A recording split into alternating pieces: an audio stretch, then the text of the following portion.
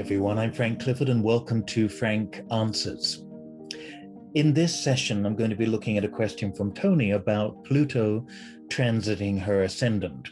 And in addressing that question, I want to talk generally about Pluto transits, so it may be of use to anybody out there having one, and we all have them through our lifetime, and also maybe more specifically to Tony's chart, as it's crossing the ascendant in Capricorn and also crossing over Jupiter there as well. Now, one of the things that I think is really key to understanding any sort of transit is that it's fated to happen at that point. Regardless of what you're doing in your life, what you've done so far, what you've set up in your life, you will have certain transits at particular moments in your life. They may be 200 years from now, and by then we're all dead and buried, and your chart is still having transits. So it's fated to happen. Once you've got a birth chart, it is fated to happen. That's the fatalism, really, of our birth charts. So that's the first thing to remember. So it's important to embrace the fact that it's coming and say, what can I do to work with it in the most positive way, which is what Tony is asking me. Now, working with any, particularly the outer planet transits of Uranus, Neptune, and Pluto, it really does test our past involvement or past understanding or consciousness of that planet. And Pluto, being a planet of rebirth, rebooting, detoxing, starting over, beginning new chapters, that sense of metamorphosis. How well do you do that? Are you resistant to that? We could look at somebody's moon. We could look at their ascendant, their sun sign, other parts of their chart to understand how much they might resist that sort of inevitable Pluto evolution, that transformation. So the first thing is to look at your own relationship to some of the matters that that planet will bring. And what you don't want to be doing is, I guess, fearing a transit or being brought into it kicking and screaming. The great thing that Tony's asking about is the fact that Pluto will reach her Jupiter and ascendant in a few years. She's already starting to think about how that process can manifest. Now, one of the key things that I'll teach you, no doubt, in a number of Frank Answers and also later in courses, is that Pluto here comes from the 7th house, comes from the sign of Leo, and it's square to the MC-IC axis in the chart.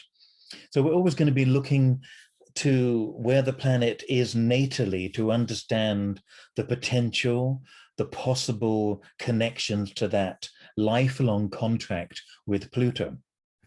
And for Tony, Pluto in the 7th is about not only receiving power from other people, but learning to empower others too. The negative or the shadow side of that could be inviting people in that drain you of your power, or getting involved in relationships that are about unequal levels of power, for instance. So when Pluto transits, Pluto is going to bring that natal energy. And in this case, it comes from the 7th house. So it's got great potential to receive from other people tremendous sense of evolution, a tremendous sense of being reborn, but also to be able to give that out, be able to give that as a gift. So not only is Pluto reaching the ascendant, it's also reaching Jupiter. Now, Jupiter in astrology is very much linked to our faith, our set of beliefs, and a sense of how we need to evolve in being able to see the larger picture of life. So Pluto crossing over Jupiter, as it will be doing next year, in the next couple of years for Tony, is an opportunity to really look seriously and without pretense, because Pluto is about authenticity, as is its sign, Scorpio, which Tony is a Scorpio with the Sun and Mercury there. So Pluto's about looking at things with authenticity. And hitting that Jupiter, it's saying, what no longer works for me in terms of the business, the material realm? Jupiter's in Capricorn. And it's also saying, how can I transform a belief system to begin this new chapter of my life as Pluto moved out of the 12th and into the first? And Jupiter is about the large worldview, being able to see the wood for the trees and being able to see the larger patterns and meanings of life. And the ascendant is very much linked to one's view of life as we walk out our front door, as we start to contemplate how we impact our environment, what we expect to see, and how our expectations reflect on our actual experiences. So Pluto crossing over Jupiter will challenge some of those beliefs and then invite Tony to put them into practice and to say, how am I going to change my worldview? The bigger meaning, but also how I come across to the world. And Pluto and the sign of Scorpio are both symbols in astrology that can be linked at the most difficult aspect of self-sabotage, where they make enemies quickly, they refuse to budge. There can be a sense of, I will not move, I will not detach myself from something that I feel very strongly tied to. And so if there's going to be a challenge here, it might be about moving forward and seeing the world in a new way, one that embraces perhaps less of the Scorpio extremity and perhaps more of the Capricorn practicality. And again, it will depend on how Tony uses her moon in her natal chart, because that moon in Sagittarius has a very different energy from the Scorpio Capricorn seriousness, heaviness, sense of purpose, sense of privacy. And maybe that moon in Sagittarius, because it's being hit by Neptune at the moment as well, is ready to fly, ready to experience new things, ready to reach out, to teach, to preach, to find the community of that 11th house as well. So the Pluto transit, coming back to that, has the opportunity to be a true metamorphosis of how you interact with the world, to look at how you do your Capricorn ascendant. Are you taking care of people too much? Do you have a tough time doing things for yourself and then feeling guilty about it? How does that Capricorn work? Pluto brings things that we buried over the years, things that we feel ashamed of. It brings them to the surface. And so a Pluto transit will bring a lot of issues, perhaps of responsibility, Capricorn, expectation, Capricorn, duty, perhaps, as I say, guilt attached to looking after other people.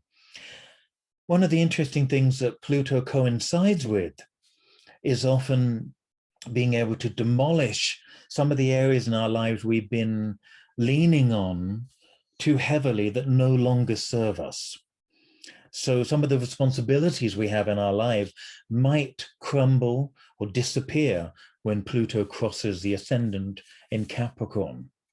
And it may feel, to some extent, difficult, challenging, traumatic. A lot of change can be seen as traumatic in people's lives, small changes, major changes.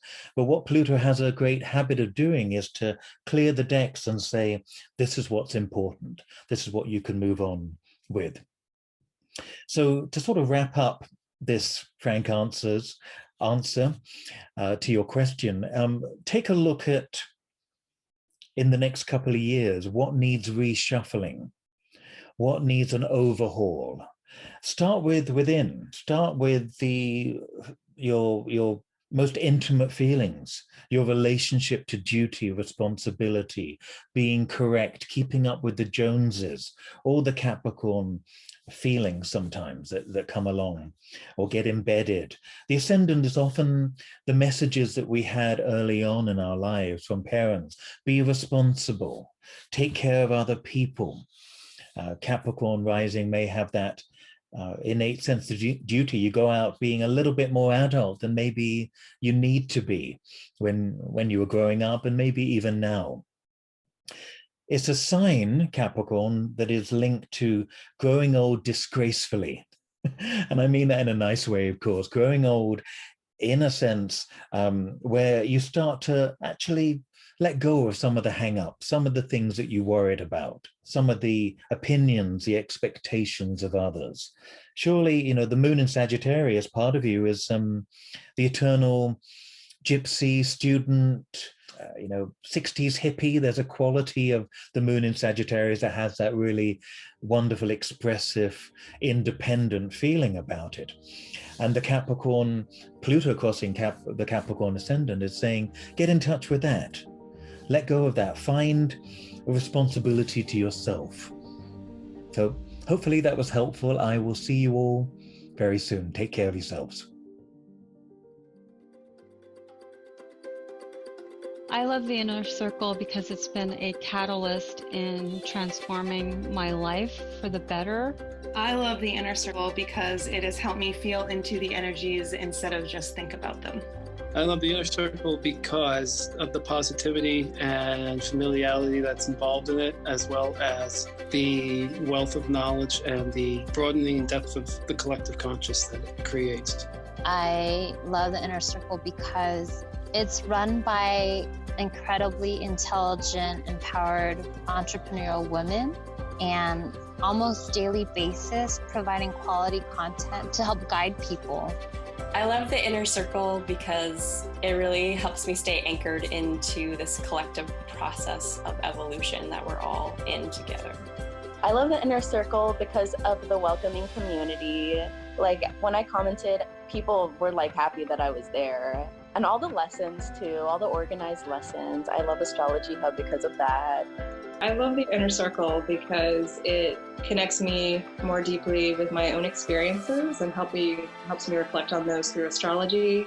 I love the Inner Circle because it's a family and it's ongoing learning and it's interaction and you're always learning something new. And if you go back to the same teacher, they're bringing something new each time. And it's the Ohana, it's the family that Amanda's created, and I absolutely love it. Absolutely love it. Astrology Hub's Inner Circle, a global online community for monthly forecasts, masterclasses, and spiritual growth led by the world's best astrologers, is now open for enrollment for a limited time. Go to astrologyhub.com/innercircle2021 for more information and to join us today. Your astrology family is waiting.